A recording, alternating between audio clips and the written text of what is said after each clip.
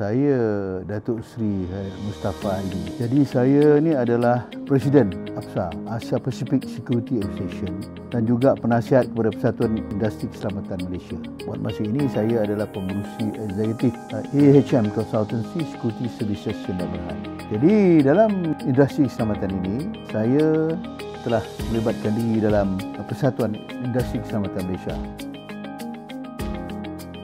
Okey, dalam pandangan saya, industri ini boleh berkembang maju. Lebih-lebih lagi sekarang ini kita menggunakan sistem IT.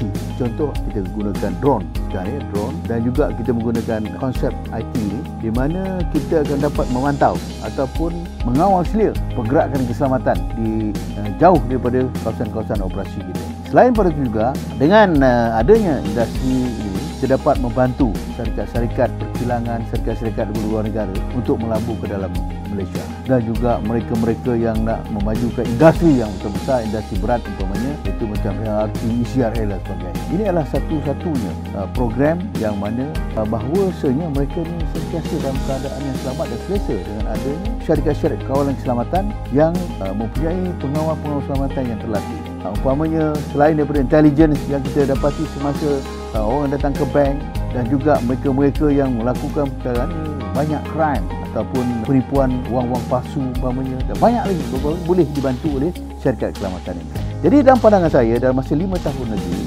umpamanya dalam maritime security ini kita mengawal, membantu APMM umpamanya, membantu syarikat minyak dan sebagainya untuk memastikan semua dia punya pelantar-pelantar minyak ni dalam keadaan selamat. Yang mana ini kita cuba membantu supaya dihindarkan daripada membuat perkara-perkara yang tidak sepatutnya buat kepada pelantar-pelantar minyak. Jadi dengan adanya keselamatan yang macam ni, yang terjamin, yang mantap, maka pelaju-pelabur asing akan tidak segan-segan, tidak ragu-ragu datang ke Malaysia, kerana semua aset-aset mereka akan terjamin keselamatannya.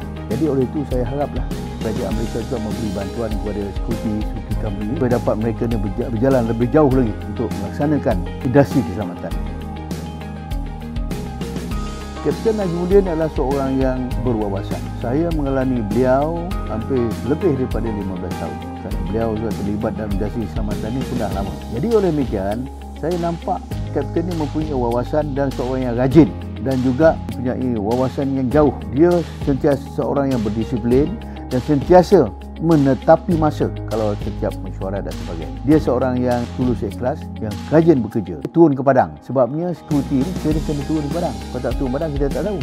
Oleh mereka kapten ni dia seorang yang berwawasan, yang punya motivasi yang bagus, dan juga seorang yang cekap dalam melaksanakan apa-apa tugas yang kita bagi. Kerana semasa saya menjadi presiden, beliau adalah zone chairman di Sabah. Jadi setiap apa pelaksanaan yang kita minta kapten buat, dia akan buat dengan serta-merta, dan itu buat dengan hasil yang begitu baik sekali. Contohnya semasa nak mengadakan satu pembarisan hari kemerdekaan, jadi di Sabah, alhamdulillah dia telah berjaya memimpin hampir 300 orang security untuk mengendalikan kawan ini, dan kita telah berjaya mendapat tempat kedua. Tempat kedua ini satu pengiktirafan daripada kerajaan negeri Sabah. Ini salah satu kejayaan yang telah ditonjolkan oleh kapten. Kapten ni seorang yang boleh pergi ke depan, dia boleh pergi jauh. Yang pertama, dia mempunyai transparansi dia begitu bagus sekali. Dia tidak ada orang kata, tak pernah kata no, semua kata yes, dan juga dia akan buat sesuatu kerja dengan penuh semangat, dengan penuh berwawasan, dengan penuh kerajinan beliau. Jadi oleh kerana kejayaannya, kita dapat kejayaan yang begitu memuaskan sekali. Jadi saya tidak ragu-ragulah. Jadi kita minta kalau boleh kita naikkan presiden, dan sampailah masanya Kapten Najmudin kita angkat dia sebagai Presiden Persatuan Industri Keselamatan ini untuk memenuhi wawasan kita. Kerana kita mesti maju ke harapan. Jadi kapten ni satu orang yang betul-betul dia punya jiwa ni, ada jiwa keselamatan, jiwa security, yang mana untungnya beliau adalah seorang bekas tentera. Jadi oleh itu jiwa dia tu memang begitu mantap sekali, begitu kental sekali dalam security. Jadi beliau juga sentiasa mementingkan disiplin. Beliau juga sentiasa honest apa yang dia sebut. Jadi oleh demikian itulah satu-satunya moto atau tema security yang patut kita laksanakan. Terima kasih.